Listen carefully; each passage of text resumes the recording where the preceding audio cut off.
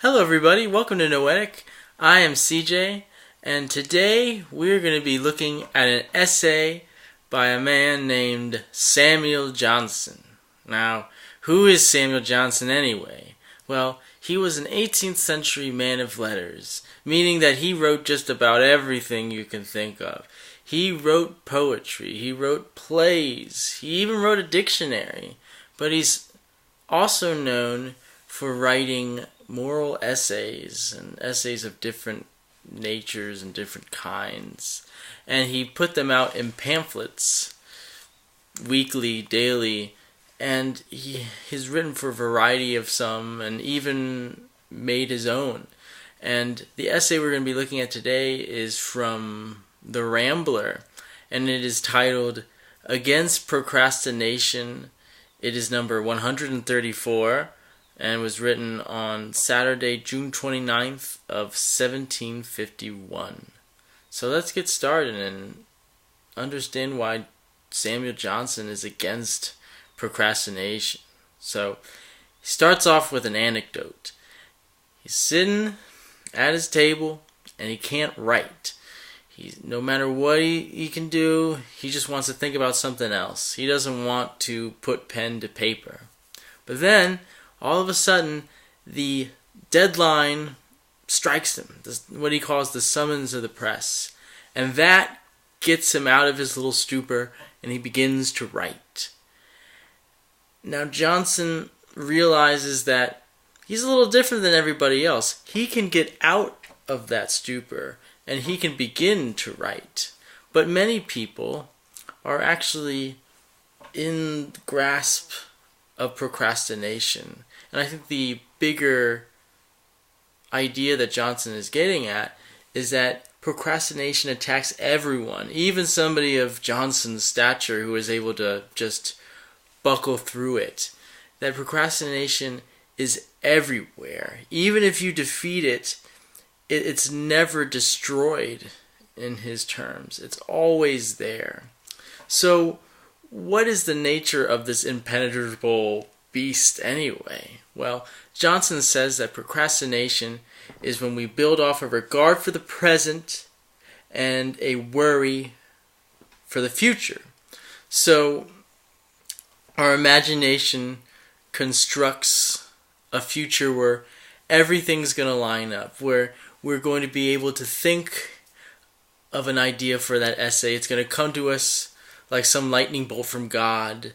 We're going to be able to just tell that person that we don't want to be in a relationship with them. And guess what? They're going to be so happy and say, "Oh, well, I'm glad you said that," and walk away and skip away. And you'll just be sitting there, "Oh, how great.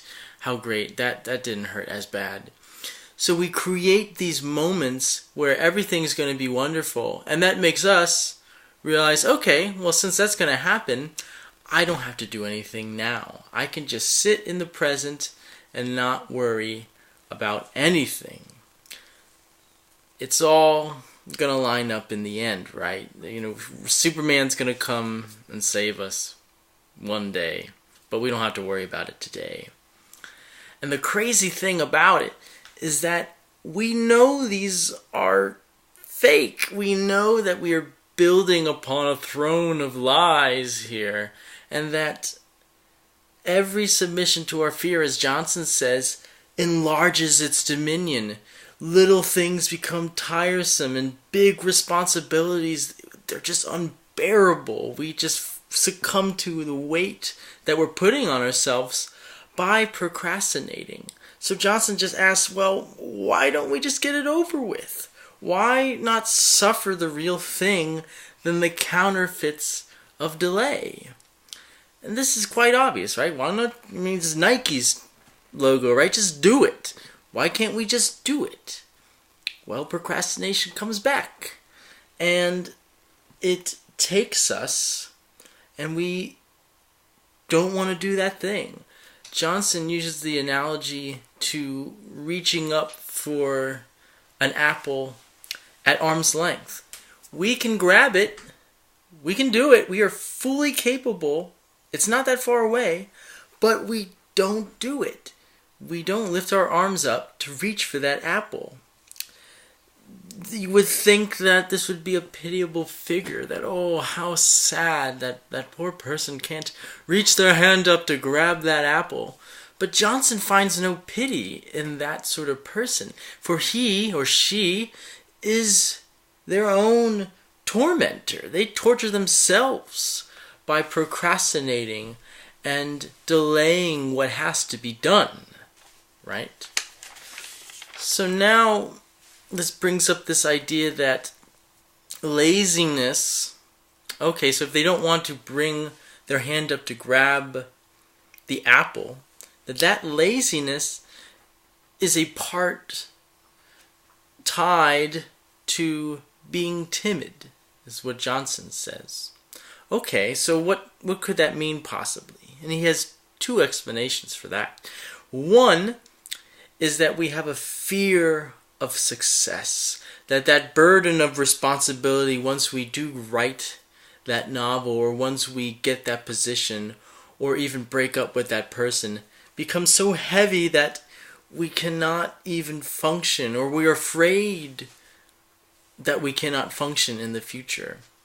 And then the second idea is what I like to call this cycle of failure, because it starts off with us being lazy. Again, not wanting to work hard enough to complete the task at hand. So when we try to attempt it, we fail. And then we try again, attempt it, and fail. And we realize through that, then why try anyway? Why really even put any effort if I'm going to fail anyway? But at the root of it is that laziness, is that inability to work hard and to actually do anything. So what do? Well, instead, maybe you'll sit around and watch TV. Maybe you'll go to a party and have some fun that way. But are they really that substantial? Are those activities giving the same weight as perhaps writing that essay that you need to write, or giving that speech? Are those the same thing? Johnson doesn't find it that way. What he calls these gains from procrastination are weak temptations. Whether you're watching television or you're going to a party, there's no tranquility that comes from these things. They're just another form of idleness where remorse and vexation will always remain in the background and always will just poke and prod at you. And not only that, but the call of reason and consciousness and conscience will just nag at you as well. So those things are just poking at you, saying, why aren't you doing this thing? It's so important. Why are you partying? Why are you drinking that Bud Light when you should actually be writing that essay? Why? And that's just going to keep hitting at you again and again and again and again. It's that little voice inside of your head that's just going to nag at you. So either way, you can't really win by procrastinating. So you say, okay, well, if I can't win, then I'm just going to keep active and keep my fingers moving. Oh, I'm not watching TV, CJ. No, I'm working on my stuff. Trust me. But hold up. Why don't you just stop there for a second? Because Johnson says that procrastination isn't always about being lazy and just sitting down and drinking a beer. It can also be a part of activity. And he gives 4 different examples. We have one, which is this idea that a house divided by itself cannot stand, where you have many goals, so many of them, so many different avenues of success or of industry, and they all present themselves. And you're going to each one and sort of spinning that plate here, spinning that plate there, but you realize nothing can actually be done from that. that you might just be spinning plates, but none of them are going to go anywhere. So there's that. And then the second one is where you say, okay, I'm actually going to choose from one of those. I got one. Okay, CJ, don't worry. I got one. I gotta go. Okay? Don't worry. How am I going to get that goal? Well, I could do one way. Wait. How about another way? Wait. That way might be good. Oh, wait. I got a fourth one. How about this fifth one? Analysis creates this paralysis, right? Where you have so many different ways of going, but you can't figure out which way to go, so you go nowhere. The third is this idea of a constant ornamentation. The analogy I like to use for this is when you're writing a song, or perhaps you're recording a song. So you finish it, you think you finish it, and you say, hold on, I think this really needs a cello. Okay, and you add the cello. You say, okay, I've always heard that cowbell really helps with things. I'm going to add some cowbell to that. And you do that, and you say, hold on, I know what I'm forgetting. I'm forgetting the 100-piece kazoo orchestra. That was it. Oh my God, once I get that, the song's going to be done. But in fact, that's just going to keep going and keep going and keep going until you're just adding on and adding on and adding on, that nothing really gets done from that either. That you always find one more thing to add, one more thing to include in that essay, one more quote, one more little passage, one more idea, and it never gets done. You can't cross the finish line if you're lying down on the floor with so much weight on your shoulders, and you can't crawl anywhere.